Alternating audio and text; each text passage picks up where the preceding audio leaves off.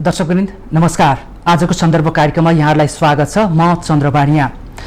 आजको श्रृङ्खलामा हामी मूलतः दुई विषयमा विशेष छलफल गर्ने प्रयास गर्नेछौँ।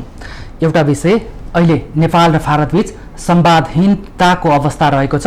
यसलाई प्रमुख प्रतिपक्षी दल नेपाली कांग्रेसले कसरी विश्लेषण गरिरहेको छ, हामी आज त्यो जान्ने प्रयास गर्नेछौँ। साथै भारतसँगको संवादहीनताको अवस्थामा नेपालको राजनीतिमा चीनको सक्रियता पनि बढ्दछ र यसलाई पनि प्रमुख प्रतिपक्षी दल कांग्रेसले कसरी हेर्दैछ, हामी त्यो बारेमा पनि जान्ने प्रयास गर्नेछौँ। र अर्को मुख्य विषयको कुरा गर्दाखेरि प्रमुख प्रतिपक्षी दल नेपाली कांग्रेसको 14औं महाधिवेशन आगामी फागुनमा हुँदैछ।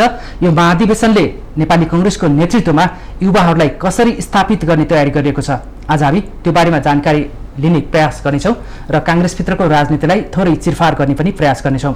यो विषयमा कुराकानी गर्नको लागि आज हामीसँग नेपाली कांग्रेसका केन्द्रीय सदस्य एनपी साउद हुनुहुन्छ। एनपी साउदलाई हामीले चिन्दाखेरि उहाँ पूर्व मन्त्री पनि हुनुहुन्छ र नेभी सङ्घको दस्ताबाट उहाँ नेपाली राजनीतिमा स्थापित भइरहनु भएको छ।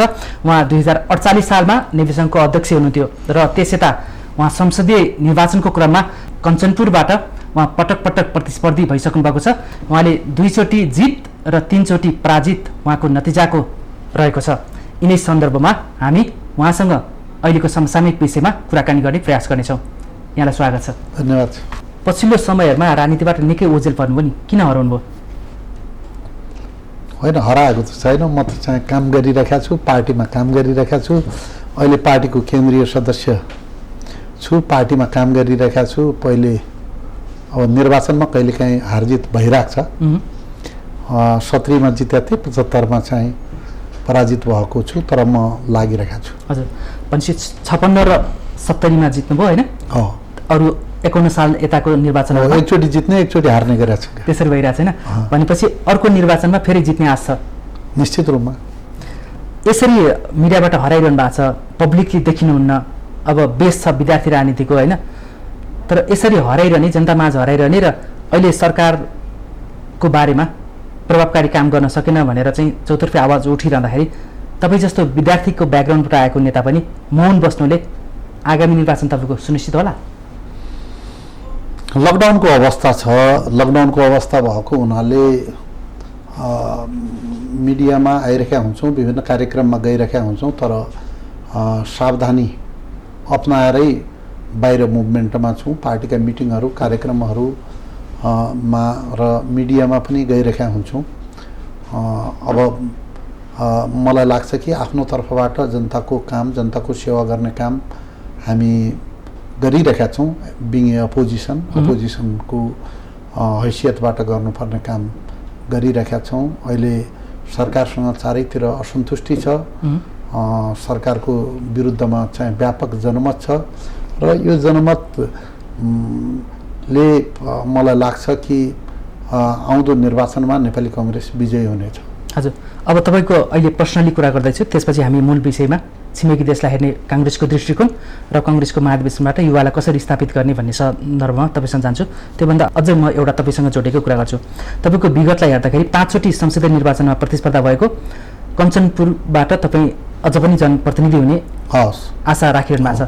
हरेक निर्वाचन क्षेत्र कहिले 1बाट, कहिले 2बाट, कहिले 3बाट जुन तपाईँ चाहरिरहनुहुन्छ नि कि एउटाकोमा जनमत गुम्दै गएपछि अर्कोमा गएर घुमिरहेको हो, तपाईँको किन एउटै निर्वाचन क्षेत्र हुन सक्दैन?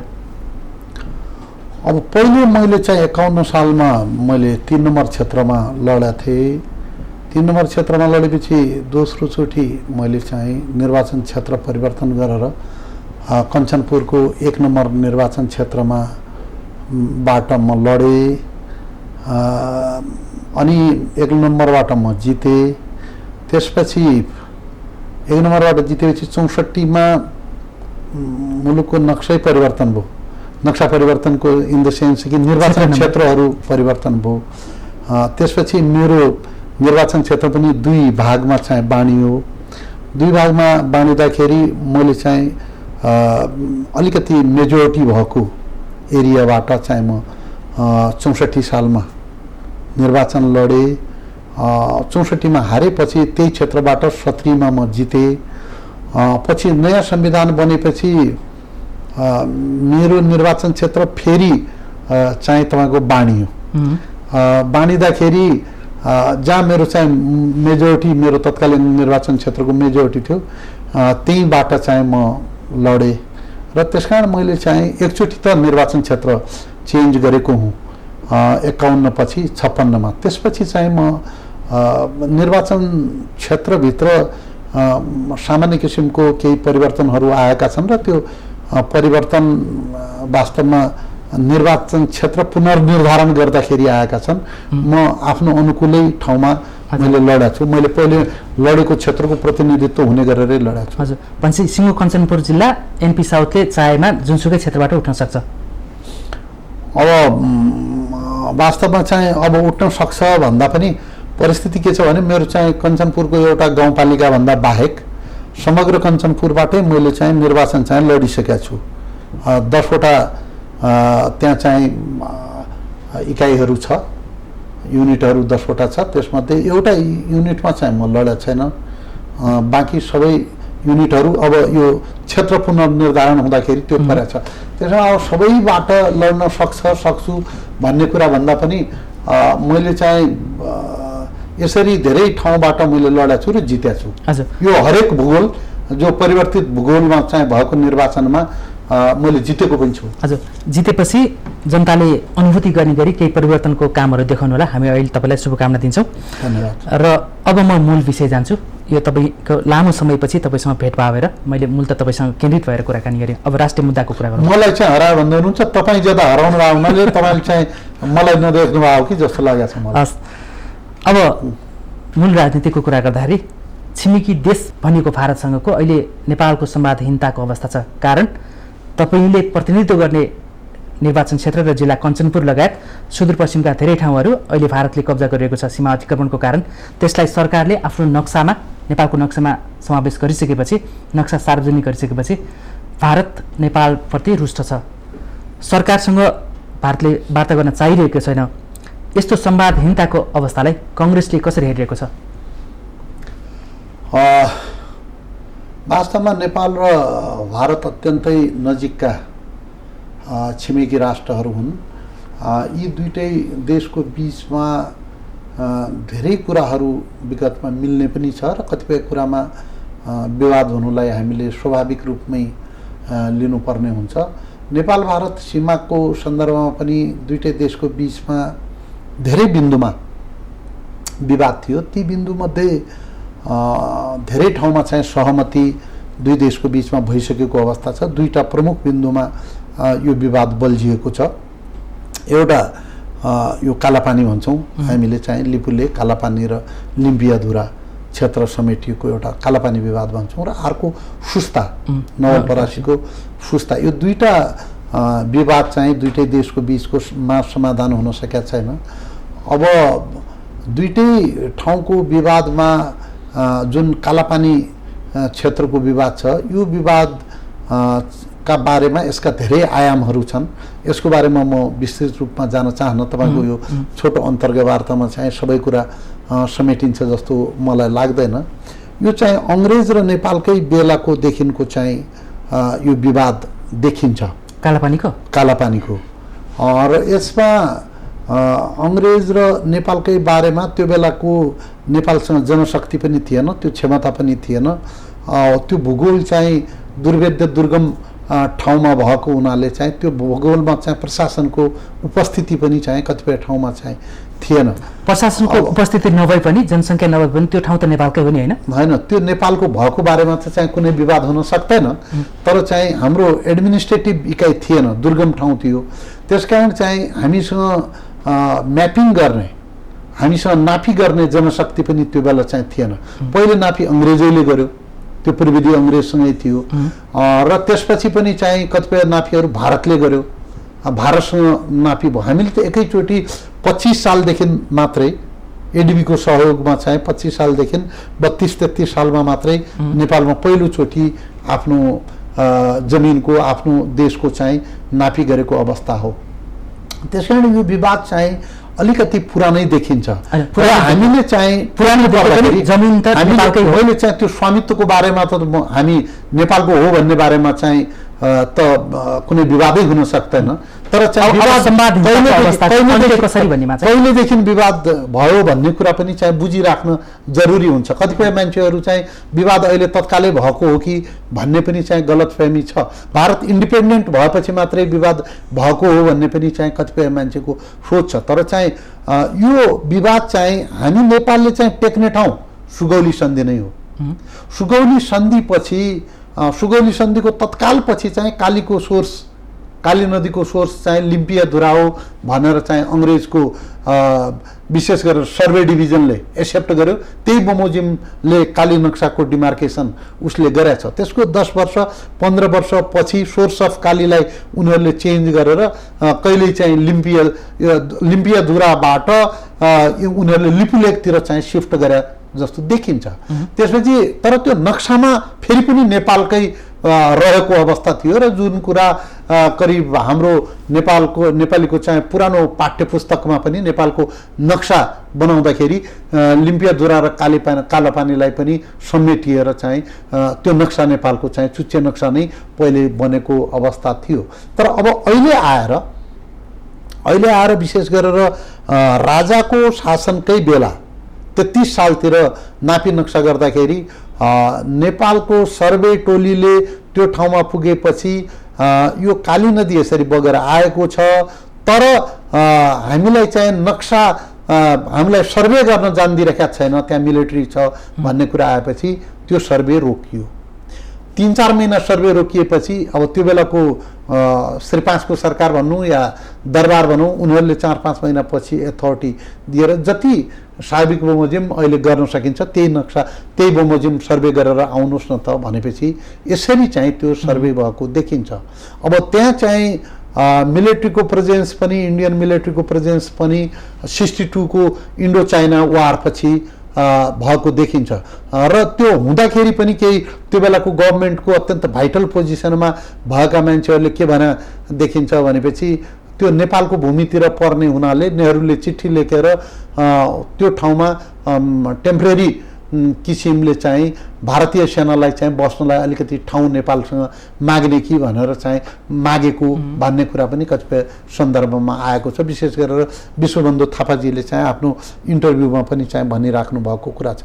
अब अहिले आएर नेपालले नक्सा पास गर्यो। नक्सा पास गर्नुभन्दा पहिले बहस छलफल वार्ता को विभिन्न कुनै चरणहरू त चाहिँ सम्पन्न गर्न सकिएन। नेपाल पक्षको के दावा रह्यो भनेपछि हाम्रो नक्सामै त्यो भूमि छुटेको छ भने पहिले हामी आफ्नो नक्सा करेक्सन गरौँ अनि नेगोसिएसनमा जाउँला। दुईटैको नक्सामा त्यो समेटिसकेपछि एउटा चाहिँ बेसिक इभिडेन्स हुन्छ, सम्बन्धित देशको नक्सा अगाडि राखेर कुरा गर्न सजिलो हुन्छ भनेर हामीले चाहिँ नेपालको तर्फबाट हाम्रो नक्सामा परिमार्जन गरियो र नयाँ नक्सा आयो। अब नयाँ नक्सा आइसकेपछि यसको भारतले यसका बारेमा प्रतिक्रिया दिएको छ। उसले चाहिँ यो जमिन आफ्नै हो भनेर भनेको छ। नेपालले यो बनाएको नयाँ नक्सा भनेको कुराहरू आइसक्यो। नेपालले आफ्नो दाबी गरेछ, भारतले आफ्नो दाबी गरिरहेको छैन। अब यो दाबीका बीच अब नेपालको भूमि नेपालले सार्वजनिक गर्नु हाम्रो लागि त गर्वकै कुरा भयो होइन। अब दुवैले दाबी गरिरहँदाखेरि अब संवादहीनताको अवस्था आयो। छिमेकी देश भन्ने तापनि अब दुष्ट छिमेकी जस्तो देखिँदैछ होइन। यस्तो अब संवादहीनताको अवस्थालाई प्रमुख विपक्षी दलले चाहिँ कसरी अब यसलाई जोड्ने, संवादमा जोड्ने या चाहिँ यो अझ विवाद बढ्दै जाओस् भनेर कसरी हेरिरहेको छ? मैले तपाईँलाई चाहिँ यसै सन्दर्भमा भने हुँ, यो मुद्दा अलिकति पुरानो छ। अब मुद्दा पुरानो भएको हुनाले एकैचोटि दुईटैले चाहिँ मेरो हो भन्ने बित्तिकै यो कुराको समाधान हुन्छ भन्ने होइन। दुईटै देशले कुल माइन्डले चाहिँ बसेर तथ्य र प्रमाणहरूको लेखाजोखा गरेर टेबलमा बसेर यो समस्यालाई चाहिँ सुल्झाउनु पर्छ।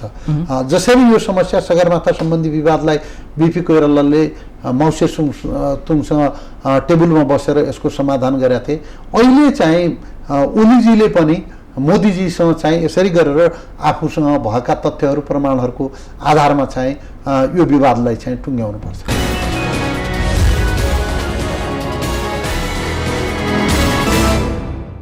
अब प्रधानमन्त्री ओलीले संवादको लागि पहल गरिरहनु भएको छ, तर भारतीय तर्फबाट मोदी लगायत मोदीका प्रशासनले चाहिँ मानिरहेको अवस्था छैन।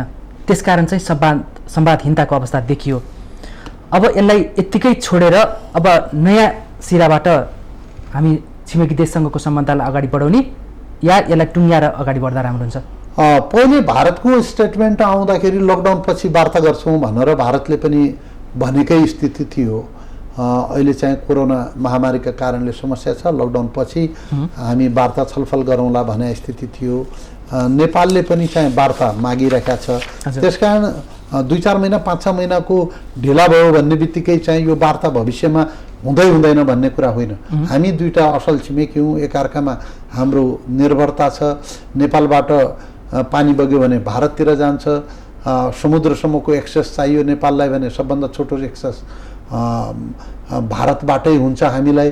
त्यसकारण चाहिँ हामीले भारतसँग चाहिँ हाम्रो इन्टरडिपेन्डेन्सी पनि छ, राम्रो सम्बन्ध पनि छ। त्यसकारण हामीले परस्पर छलफल गरेरै यो समस्याको समाधान गर्नुपर्छ। अहिले चाहिँ दुईटै देशको बिचको यो कोरोनाको बेलामा चाहिँ सरकार प्रमुखहरूको परस्पर राष्ट्र प्रमुखहरूको परस्पर आवत जावत या चाहिँ भ्रमण हुन सकेन भने पनि वार्ता गर्नुपर्छ, चाँडोभन्दा चाँडो वार्ता गर्नुपर्छ।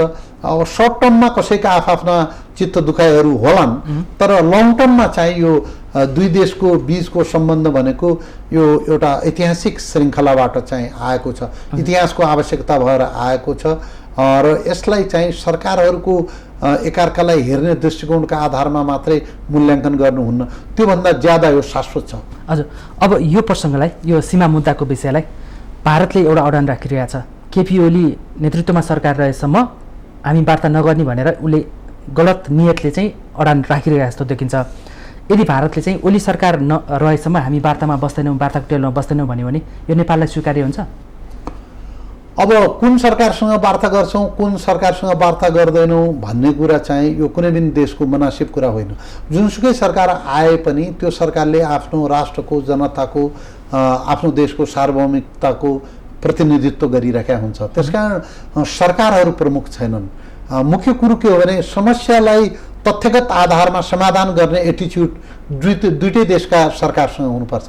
भारतले पनि आफ्नो दृष्टिकोण त छँदैछ, नेपालको दृष्टिकोण के छ त्यो पर्सपेक्टिभलाई पनि भारतले चाहिँ ग्रहण गर्नुपर्छ र नेपालले पनि आफूसँग भएका तथ्यहरू, आफूसँग भएका प्रमाणहरूलाई राम्रोसँग चाहिँ कलेक्सन गरेर टेबलमा आफ्नो पोजिसनलाई चाहिँ सुदृढ बनाएर चाहिँ अगाडि बढाउनुपर्छ।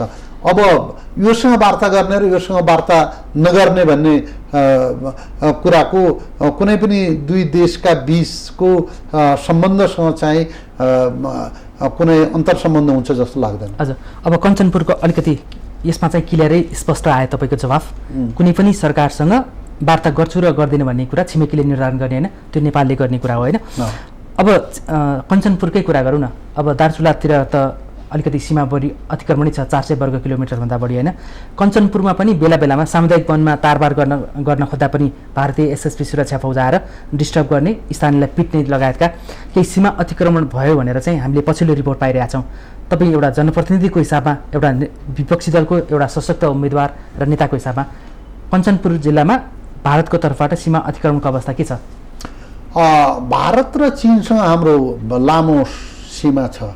यो दुई देशसँगको सीमाका सन्दर्भमा चाहिँ हामीले उत्तरतिरको सीमालाई चाहिँ अहिले पनि अद्यावधिक गर्न सकेका छैनौँ। हिउँ छ, हिउँको पहाडहरू छ, हिमालय छ, त्यहाँ कान्ने र मिचिया छ पिलर, कान्ने र पिलरको के अवस्थिति छ भन्ने कुरा अहिले राम्रोसँग चाहिँ हामीले यकिनसम्म पनि गर्न सकेका छैनौँ। नेपालको सन्दर्भमा पनि बोर्डर सेक्युरिटी फोर्स हाम्रो पहिले थिएन, सशस्त्र बल गठन गरेको पनि हामी कहाँ चाहिँ 15-20 वर्षभन्दा चाहिँ ज्यादा भएको छैन। त्यसकारण हाम्रो पोस्टहरू पनि भर्खरै बन्दैछ। एउटा कुराले चाहिँ हामी कहाँ चाहिँ एउटा कन्फ्युजन क्रिएट भएको छ।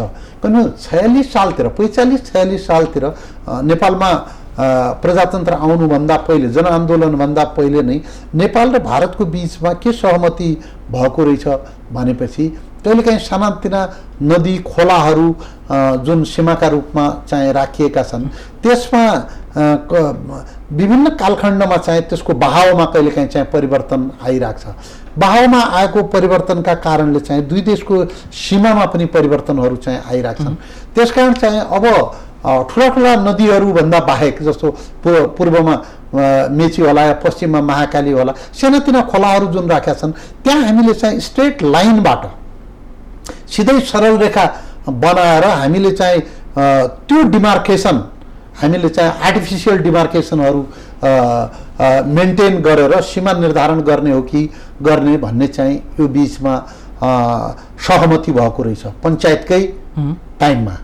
र त्यो सहमतिका कारणले पनि केही ठाउँमा देशभरि चाहिँ विवाद देखिएको छ। सीमाहरू सरल रेखा कोरिन्छ, सरल रेखा कोर्दाखेरि कहीँनिर चाहिँ इन्डियातिरको जमिन आउँछ, कहीँनिर नेपालको जमिन चाहिँ इन्डियातिर सरल रेखा कोर्दाखेरि जान्छ। तर यसरी गएको जमिनमा चाहिँ हामीहरूको कहीँनिर लालपुर जाला, उनीहरूको पनि कहीँनिर लालपुर जाला। मैले यो प्रश्न चाहिँ एकजना चाहिँ डाइरेक्टर जनरललाई सोधेँ कि यसरी तपाईँहरूले चाहिँ रेखा कोर्दाखेरि ज्यादा जमिन चाहिँ नेपालको भारततिर गयो कि या भारतको नेपालतिर गयो भनेर चाहिँ उहाँसँग प्रश्न गर्दाखेरि उहाँले चाहिँ भारतको टोटलमा चाहिँ भारतको अलिकति ज्यादा त होइन, अलिकति जमिन चाहिँ एमाउन्टमा जाने हो, त्यसको चाहिँ टोटल परिमाणमा जाने हो भने अलिकति भारतकै जमिन ज्यादा नेपालतिर आयो भन्ने कुरा उहाँले भन्नुभयो।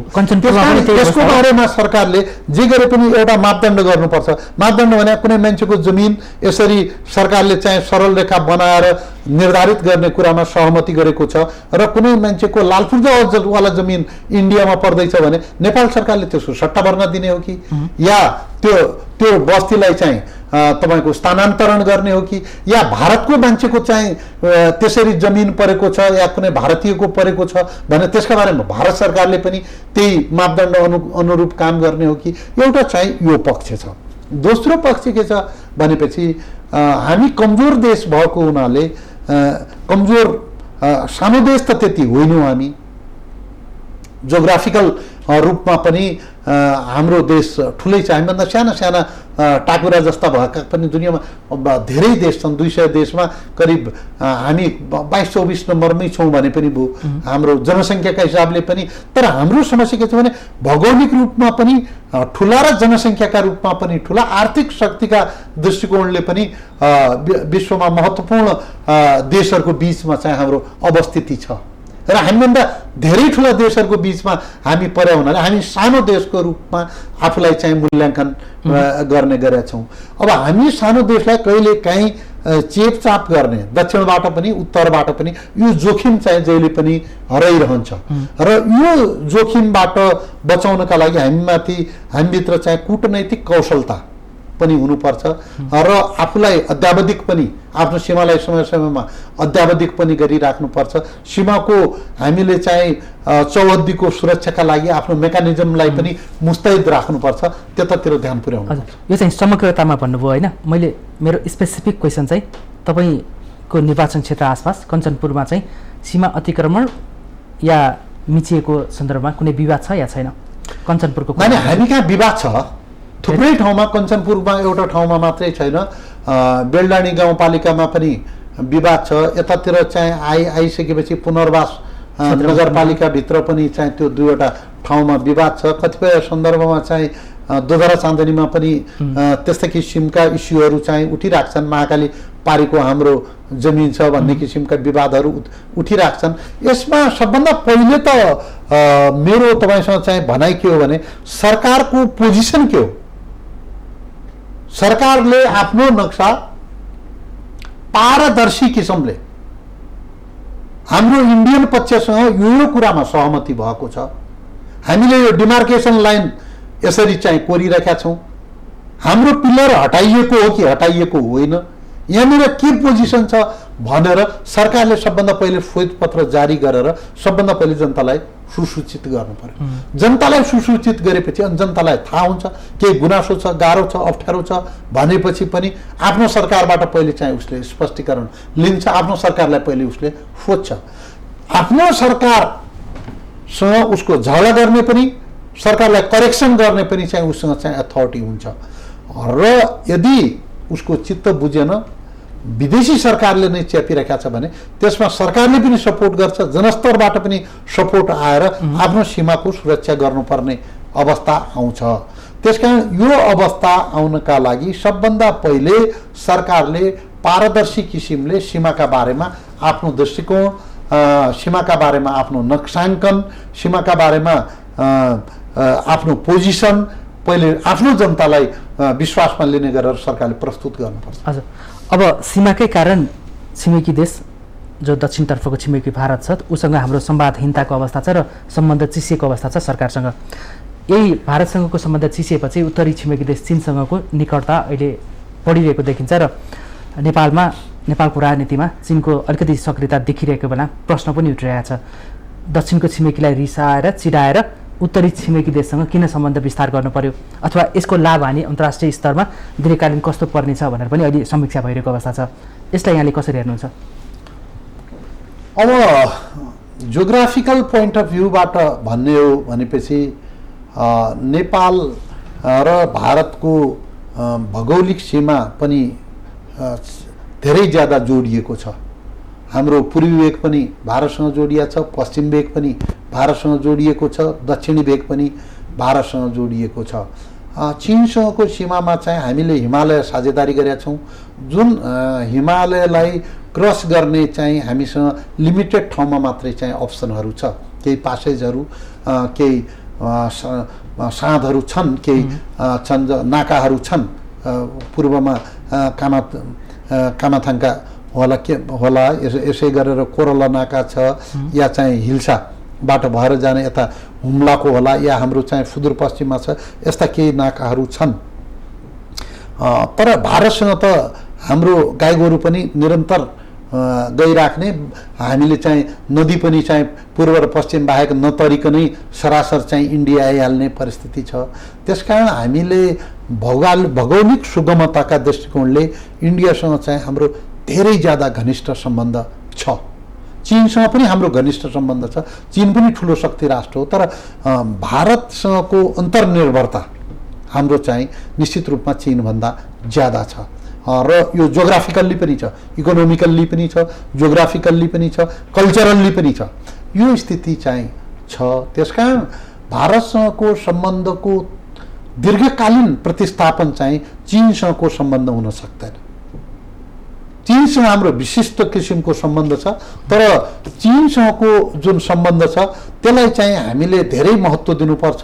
त्यो चीन हाम्रो आपतको बेला, गाह्रो परेको बेला एउटा महत्त्वपूर्ण साथी मित्रको रूपमा चाहिँ चीनले काम गरेको छ। तर एकअर्काको अल्टरनेटमा प्रयोग गर्दाखेरि यो एकदमै सर्ट टर्ममा मात्रै चाहिँ प्रयोग हुन सक्ने स्थिति छ। लङ टर्ममा चाहिँ प्रयोग एकअर्काका विरुद्ध या एकअर्को बाट सहयोग लिएर, एउटैबाट सहयोग लिएर बाँच्ने र अर्कालाई चाहिँ नजरअन्दाज गर्ने परिस्थिति चाहिँ हाम्रो छैन भनेर यो नेपाली पोजिसनलाई पहिले बुझ्नु जरुरी छ। पुरै भारतलाई निषेध गर्न सकिँदैन।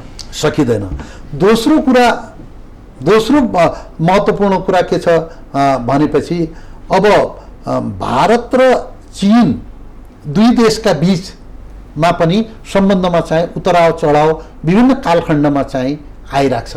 अहिले आएर चीनको प्रभाव नेपालमा मात्रै बढ्या होइन, साउथ एसियामै बढेको छ।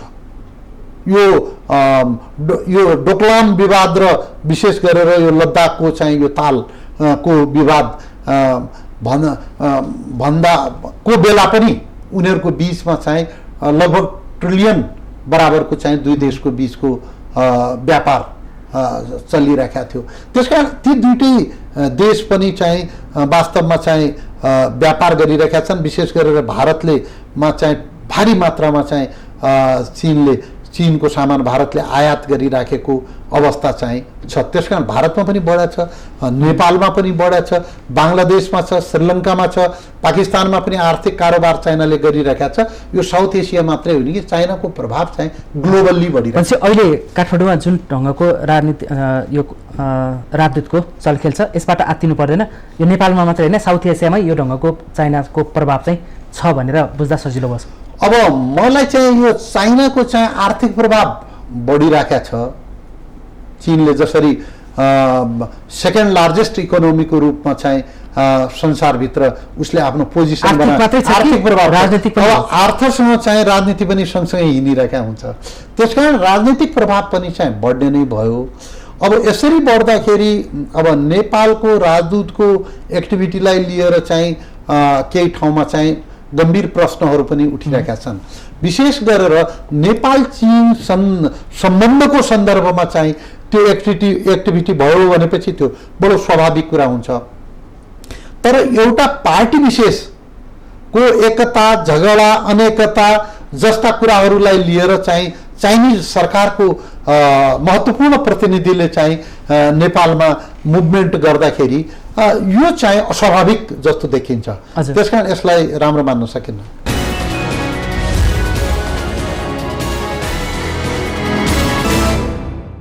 यो उत्तरी छिमेकी देश र दक्षिणी छिमेकी देशलाई हेर्ने दृष्टिकोणपछि अब हामी अर्को मूल विषय काङ्ग्रेसको आगामी महाधिवेशनको बारेमा जाउँ। नेतृत्व परिवर्तनको लागि अहिले मुख्य विपक्षी दलको रूपमा रहेको कङ्ग्रेसको 14औं महाधिवेशन आगामी फागुनमा हुँदैछ।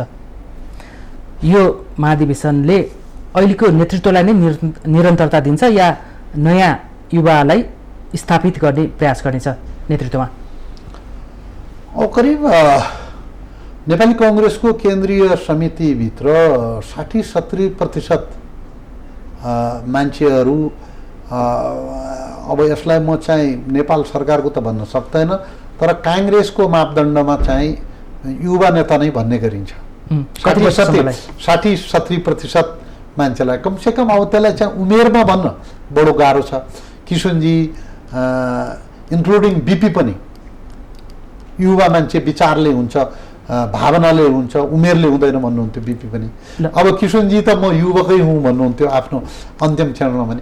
अब सरसर्ती चाहिँ आमसभाहरूमा या बैठक गोष्ठीहरूमा 60 वर्ष उमेर समूहका मान्छेलाई पनि युवा नेता भनेर चाहिँ सम्बोधन गरिरहेका चाहिँ हामी देख्छौँ पाउँछौँ। हजुर, अब 14औं महाधिवेशनको अलिकति हामीलाई छर्लङ्ग पार्नुहोस् त। यो महाधिवेशनले अबको अहिलेको रामचन्द्र पौडेल, शेरबहादुर देउवाहरू नेतालाई नै सभापति अथवा महामन्त्री उपाध्यक्ष जस्तोमा चाहिँ त्यही उमेर समूहको नेतृत्वलाई नै निरन्तरता दिन्छ या एनपी साउद, अब गगन थापा, होइन, गुरु घिमिरे, प्रदीप पौडेल, विश्व शर्मा जस्ता युवा नेताहरूलाई पनि त्यो की पोस्टहरूमा स्थापित गर्ने प्रयत्न योपालिको महाधिवेशनले गर्नेछ?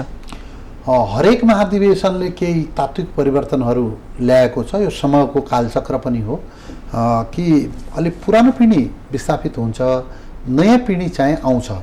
तर अब यदि तपाईँले चाहिँ फर्स्ट पोजिसनमा युवा पुग्ने कुरा यदि तपाईँले गर्नु भएको, यदि चाहिँ सभापति नै युवा आउने कि नआउने भन्ने प्रश्न गर्नुभएको हो भने अहिलेसम्म घोषणा चाहिँ कसैले यकिन म चाहिँ यो पोजिसनभन्दा तल माथि भविष्यमा पनि गर्ने छैन, मेरो यो फाइनल पोजिसन हो, म आफ्नो दृष्टिकोण कार्यकर्ता महाधिवेशन कांग्रेसका देशभरिका मान्छेका माझ राख्छौँ, महाधिवेशनका प्रतिनिधिहरू माझ राख्छु, म अध्यक्षको उम्मेदवार हुँ भनेर अहिले चाहिँ युवाहरूले चाहिँ आफ्नो यकिन पोजिसन बताइसकेको बनाइसकेको छैन। अब कसैले चाहिँ भन्न खोजे पनि स्क्याप गर्ने ठाउँ पनि राखेर अरूले समर्थन गरे भने, परिस्थिति एज इट इज राखे भने या कथाले माग्यो भने जस्ता कुराहरू चाहिँ भने जस्तो देखिन्छ। त्यसैले अब सभापति बन्ने कुराको हकमा म 60 तलको भन्छु नि, लगभग 60 तलको मान्छेले अहिले स्ट्रङ र फर्म दावेदारी नगरेको हुनाले यकिन भन्न सक्दैन सभापतिको हकमा। त्योभन्दा बाहेकको पोजिसन चाहिँ मा त बडो जटिल प्रतिस्पर्धा हुन्छ र त्यो जटिल प्रतिस्पर्धामा चाहिँ धेरै मान्छे आफ्नो उम्मेदवारी दिन्छन् जस्तो लागेको छ। अब अरूको नामबाट सोध्यो भने तपाईँलाई खुल्न गाह्रो होला। अब म तपाईँकैबाट सुरु गर्छु है त। हामी समयको समय थोरै छ, त्यसकारण छोटो क्वेसन र छोटो उत्तरकै अपेक्षा गर्छु। अब एनपी साउथकै कुरा गर्ने हो भने 2035-36 को विद्यार्थी आन्दोलनबाट राजनीतिमा प्रवेश भएको देखिन्छ। 40 वर्ष कटिसकेको अवस्था छ। अब संसदीय प्रतिस्पर्धाको कुरा गर्ने हो पनि अब 51 साल यता नै तपाईँको 5 चोटि प्रतिनिधि सभाको लागि प्रतिस्पर्धा भएको देखिन्छ। नेभी सङ्घको पूर्व अध्यक्ष भइसक्नु भएको छ। अब तपाईँको पोजिसन चाहिँ के हुन्छ त 14औं महाधिवेशनमा? होइन, म गएको करिब 4 वटा महाधिवेशनमा मैले चाहिँ निर्वाचन लडेको छु। मैले चाहिँ 56 सालमा पोखरा महाधिवेशनमा केन्द्रीय सदस्यको लागि निर्वाचन लडेको थिएँ। त्यसमा चाहिँ सबभन्दा ज्यादा भोट ल्याएर हार्ने 10 जनाभित्र म पनि थिएँ पोखरामा। त्यो बेला चाहिँ 18 जना मान्छेको लागि मात्रै निर्वाचन हुने गर्थ्यो 56 सालमै केन्द्रीय सदस्यको लागि केन्द्रीय प्रतिस्पर्धा सदस्यको गर्नुभयो लागि हैन? लडे। त्यसपछि म 3 चोटि लगातार नेपाली कङ्ग्रेसको केन्द्रीय सदस्यको रूपमा छु। साथीहरूको माझ म काम गरिरहेका छु। 3 कार्यकाल अहिले केन्द्रीय सदस्य हुनुहुन्छ हो। अब 14औं महाधिवेशनमा अब के हो? 14औं महाधिवेशनमा के गर्ने भनेर एक्लैले डिसिजन गर्नु, आफ्नो इच्छा अनुसार मात्रै आफूलाई चाहिँ कुनै कुराका लागि प्रस्तुत गर्नु यो मलाई चाहिँ मुनासिब हुन्छ जस्तो लाग्दैन। यसको लागि चाहिँ देशभरिका साथीहरू छन्, मेचिटो महाकाली, उनीहरूसँग पनि सरसल्लाह लिनुपर्ने हुन्छ, समकालीन साथीहरूसँग पनि सरसल्लाह लिनुपर्ने हुन्छ। सबै साथीहरूले तपाईँले की पोस्टमा कुनै दाबी छैन, तपाईँको आँट छैन? होइन, अब त्यस्तो चाहिँ आँट छ कि छैन, की पोस्टमा दाबी छ कि छैन भनेर चाहिँ तपाईँले चाहिँ घाँटी अँठ्याउनै गरेर चाहिँ तपाईँले मलाई नसोध्नुहोस्। यति कुरा मात्रै तपाईँले चाहिँ तपाईँको महाधिवेशन प्रतिनिधिसँग मैले भोट माग्दिदैछु तपाईँको लागि। यति मात्रै मेरो कुरा चाहिँ तपाईँले बुझिदिनुहोस् कि अब यो पार्टीमा तपाईँले नै भन्नुभयो 40 वर्ष हामीले लाग्या भइसक्यो। सेन्ट्रल लिडरसिपमै पनि हामी 3 कार्यकाल भयो, 4 कार्यकालमा त म लडे मात्रै भने, एकचोटि म पराजित भएको थिएँ। अब 3 कार्यकाल भयो। अब भविष्यमा चाहिँ साथीभाइहरूसँग सरसल्लाह गरेर निर्णय गर्छु। अहिले चाहिँ म फलानु चिजमा उड्दैछु भनेर चाहिँ हतार गरेको जस्तो, साथीहरूलाई या नेताहरूलाई बाइपास गरेको जस्तो, या चाहिँ आफ्नै पोजिसनका प्रति ज्यादा कन्सियस भएको जस्तो, साथीहरूसँग राय सल्लाह र नेताहरूसँग पनि राय सल्लाह जस्तो यो अर्किने कुरा हो। युवाहरू जो विद्यार्थीको राजनीतिक पृष्ठभूमिबाट आउँछन् उहाँहरूले चाहिँ छिटो छिटो निर्णय गरेर एउटा प्रक्रियागत रूपमा पनि छिटो पार्टीलाई पनि अगाडि बढाओस्, सरकारलाई पनि अगाडि बढाओस् भन्ने एउटा जनअपेक्षा देखिन्छ। त्यो भनेको नेतृत्वमा, पार्टीभित्रको नेतृत्वमा पनि युवाको नेतृत्व बढी हावी हुनु पर्यो, सरकार चलाउँदा पनि युवाहरूको चाहिँ अब नेतृत्व बढी हावी हुनु पर्यो भनेर अहिले त जनताको माग बढिरहेको छ नि। त्यस्तो बेलामा प्रजातान्त्रिक पुरानो पार्टी काङ्ग्रेसभित्र तपाईँ जस्तो मान्छेले पनि यसो छ, तपाईँले ठिक भन्नुभयो, तर चाहिँ यो निर्णय गर्नुपर्छ, चाँडो निर्णय गर्नुपर्छ, तर सबै निर्णय चाहिँ चाँडो गर्नुपर्छ। तर आफ्नो बारेमा निर्णय गर्नु पर्दाखेरि अर्काको आँखामा हेरेर गर्नुपर्छ। त्यसकारण बोल्न गाह्रो। सबै साथीहरूले नै बोल्छन्, किनभने यी पोजिसनहरू मैले चाहिँ के बन्छु भनेर निर्धारित हुनेको यस पोजिसन होइन। साथीहरू मलाई चाहिँ कुन ठाउँमा ल्याउन चाहन्छन् भन्ने कुरा चाहिँ यसमा महत्त्वपूर्ण छ। फेरि इच्छा व्यक्तिको भन्ने पनि आउँदैन। व्यक्तिको इच्छा त होला नहोला, व्यक्तिको इच्छा चाहिँ महत्त्वपूर्ण होइन, साथीहरूको भावना महत्त्वपूर्ण हो। कुनै पनि साथीले चाहिँ यी मान्छेहरू, अब धेरै मान्छे म अहिले चाहिँ देखिरहेका हुन्छु, अब सबै मान्छेले आफ्नो उम्मेदवारी दिइरहेका छन् फेसबुकमा, वालहरूमा, म फलानु पदका लागि चाहिँ म छु भनिरहेका छन्। महाधिवेशनका प्रतिनिधि छानिएका छैनन्।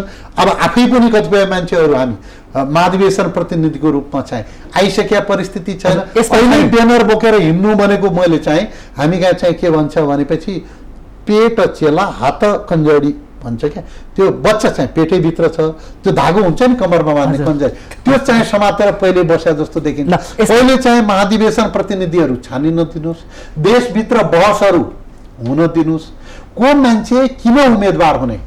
अब एनपी साउदले यो भन्दा चाहिँ अनि हामीले चाहिँ पोजिसन राख्दा ठिक। एनपी साउदले अब यो उम्मेदवारी घोषणा गर्न ढिलो हुन्छ भन्नु भने चाहिँ वृद्ध विरासतदेखि डराएर बोल्दैछन् एनपी साउद भन्ने बुझिन्छ।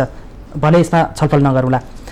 अब बिपीको उदाहरण लिउँ, एउटा जननेता। मैले वृद्ध विरासत भनेको मैले चाहिँ नेताहरूलाई सम्मान चाहिँ गर्छु, मैले चाहिँ विरासतबाट चाहिँ डराएको होइन। वृद्ध विरासत भने वृद्ध नेताहरूसँग चाहिँ डराएर भनेको होइन, म रिजनेबल भएको। हजुर, यसमै अर्को एउटा ल बिपीकै कुरा लिउँ न। समाजवादको व्याख्याता र कङ्ग्रेसले एउटा शुद्ध आचरण र एउटा भिजनेबल नेताको रूपमा भोग्दै आएको र अरू पार्टीले पनि सम्मान गर्ने नेता बिपी कोइराला। बिपी कोइरालाको नेतृत्व र प्रधानमन्त्री कति वर्षको कार्यकालमा थियो? 35-36। त्यो तपाईँले चाहिँ ठिक भन्नुभयो, त्यो चाहिँ परिस्थितिमा पनि निर्भर गर्छ। आन्दोलनहरू या महाधिवेशनहरू तपाईँले भने जस्तै नेतृत्व छनौटका लागि चाहिँ यी एकदमै महत्त्वपूर्ण गेटवेहरू हुन्। अब जस्तो कि तपाईँ भन्न सक्नुहुन्छ बिपी कोइराला मलाई लाग्छ 30-32 कै एरियामा उमेर समूहमा मलाई लाग्छ 7 सालको क्रान्तिको बेला त 79 बाट अहिलेसम्म गर्दाखेरि 31 वर्ष त्यो र चाहिँ 7 वर्ष जोड्दाखेरि 21 र 7 भने उनीहरू 30 वर्षको तलमाथिको हाराहारीमा बिपी कोइराला देखिनुहुन्छ। किशुनजी चाहिँ 26-27 वर्षको देखिनुहुन्छ। त्यो बेला पढे लेखेको वर्ग थिएन भारतमा चाहिँ उनीहरू चाहिँ तुरन्तै एउटा आन्दोलनलाई चाहिँ उनीहरूले संयोजन गरे लिडरसिपमा। त्यसपछि तपाईँले चाहिँ मालेलाई हेर्नुभयो भने पनि जतिखेर किशुनजीसँग चुनाव लडिरहेका थिए मदन भण्डारी त्यतिखेर चाहिँ उनीहरू 40-42 वर्षका थिए। जतिखेर तपाईँले चाहिँ यो प्रचण्डले हतियार उठाउने 51 सालतिर डिसिजन गरेका थिए ऊ पनि 39-40 वर्षकै हाराहारीका मान्छे थिए। त्यसकारण अब यस्ता कुराहरू आन्दोलनको सुरु या आन्दोलनको सन्दर्भमा उमेरहरू चाहिँ विशेष गरेर यो उमेरमा एक्सन भएको देखिन्छ। तर हाम्रो पार्टी के भइसक्यो भने अलिकति पार्टी बुढो भइसक्यो। बिपी कोइराला 27 वर्षबाट सुरु हुनुभयो तर चाहिँ 39 सालसम्म कसैले विस्थापित गर्न सके। मैले यसमा जोड्न खोजेको के भने नि अब हाम्रा नेताहरू अब धेरै हुँदै आए खुला राजनीतिमा होइन। अब एउटा नेतालाई कति पटकसम्म संसदीय निर्वाचनमा प्रतिस्पर्धी बनाउने र एउटा नेतालाई के अब नबनुन्जेलसम्म पार्टीको सभापति र यदि सरकारमा गइहाल्यो भने प्रधानमन्त्रीको उम्मेदवार बनाइरहने हो अबको राजनीतिमा पनि। अब यसको बारेमा चाहिँ हाम्रो विधानमा चाहिँ छ सभापतिलाई चाहिँ 2 टर्म लड्न पाउँछ। अब उमेर समूह फेरि अब उमेर समूह अहिलेसम्म चाहिँ निर्धारित भएको छैन। यो उमेर समूहभित्र यसरी लड्ने भनेर चाहिँ भनिया छैन। अब निर्धारण गर्ने बेला भएन, त्यो जरुरी भएन। अब जरुरी भयो भएन भन्दा पनि अब एक चीज के छ भने हामीले चाहिँ टाइम फ्रेमवर्क त हामीले चाहिँ लगाइसक्यौँ। 8 वर्षको हाम्रो 4 वर्षको टेन्युर हुन्छ, 2 कार्यकाल भने चाहिँ 8 वर्ष हो, यो त हामीले चाहिँ लगाइसक्यौँ। अब उमेर समूह हाम्रो पार्टीभित्र लागेको छैन। गएको उसमा पनि यो लाग्न सकेन। यो हाम्रो महासमितिको बैठकमा नयाँ विधान बनाउँदाखेरि पनि यो उमेर समूह लागेन। यसको पक्ष विपक्ष दुइटै छ। पक्षमा बोल्ने मान्छेहरू को भनाइ के छ भनेपछि अलिकति के गरौँ भन्ने मान्छेलाई यदि उपयुक्त उमेर समूहमै ऊ चाहिँ जिम्मेवारीमा पुग्यो र उसलाई ठिक टाइम फ्रेमवर्कको अवसर पायो भनेपछि उसको डेलिभरी उसको काम गर्ने क्षमता या उसले दिन सक्ने योगदान ज्यादा राम्रो हुन्छ भन्ने छ। केही थरीको मान्छे के छ भनेपछि यो मान्छेहरूको छनौट गर्ने काम डेलिगेटले गर्ने हो। म यसमा जोड्न खोजेँ भूमिकामा गयो। जस्तो बिपीकै कुरा लिउँ, उहाँ 35-36मा प्रधानमन्त्री हुनुभयो, पार्टीको सभापति भएर चलाइसकेको नेपालकै इतिहास छ। अब अहिले पछिल्लोमा फिनल्यान्डको उदाहरण लिउँ, 35 वर्षको महिलाले देशको प्रधानमन्त्री भएर देश चलाइरहेको अवस्था छ। अब विश्वमा नै युवा पुस्ताहरूले सरकारको नेतृत्व र पार्टीको नेतृत्व हाँकिरहेको बेलामा अब नेपालमा चाहिँ वृद्ध विरासतलाई कहिलेसम्म थामिरहने, कहिलेसम्म थेकिरहने? होइन, युवा नेतृत्व आउनुपर्छ भन्दैछु म त। युवा नेतृत्व आउनुपर्छ, अगाडि बढ्नुपर्छ भन्दैछु। तर अब युवा नेताहरूले आफ्नो चाहिँ नेतृत्व आउँछु भन्ने बित्तिकै मान्छेले चाहेर मात्रै कुनै हुने, तपाईहरुले घेराबन्दी गरेर नेतृत्वलाई दबाब दिने कि नदिने परिस्थितिले पनि चाहिँ सपोर्ट गर्नुपर्छ। कुनै पनि मान्छे आउँदाखेरि म जित्छु भन्ने डिटर्मिनेसन हुनु जरुरी छ। मान्छेलाई म फलानु पोस्टमा म सभापतिमा जित्छु भनेपछि अनि डिक्लेयर गर्छ नि त उम्मेदवार। अब हारे जित्छु, हार्छु, जित्ते जित्छु, युवाले लड भन्ने चाहिँ किसिमको युवाले इच्छा राखे भन्ने किसिमको म प्रस्तुति गर्नका लागि पनि लड्छु भन्यो भन्ने त्यो एउटा कुरा हो। म निर्णय प्रभावित गर्छु, म बन्छु नै भन्ने कुराका लागि हो भनेपछि त यसमा युवाहरूले पनि व्यापक रूपमा छलफल कुराकानी अन्तर्क्रिया गर्नु जरुरी छ। हुन सकेका छैन किनभने हाम्रो डराइरहन्छन् युवाहरू विभाजित छन्। टेलिभिजनमा चाहिँ आउँदाखेरि म मात्रै युवा हो भन्ने किसिमको धेरै मान्छेहरूको चाहिँ प्रस्तुति देखिन सक्छ।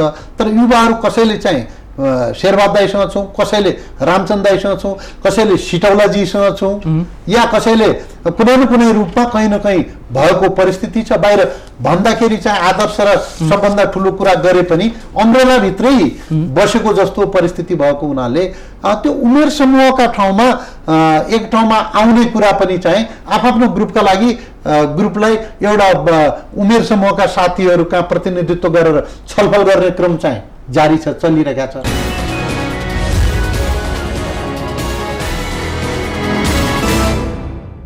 चौधौं महाधिवेशनमा अब कङ्ग्रेसभित्रको नेतृत्वमा अब 70% युवालाई र 30% पाको उमेरकोलाई भनेर विधानमा नै संशोधन गर्ने सम्भावना छ यसपालि?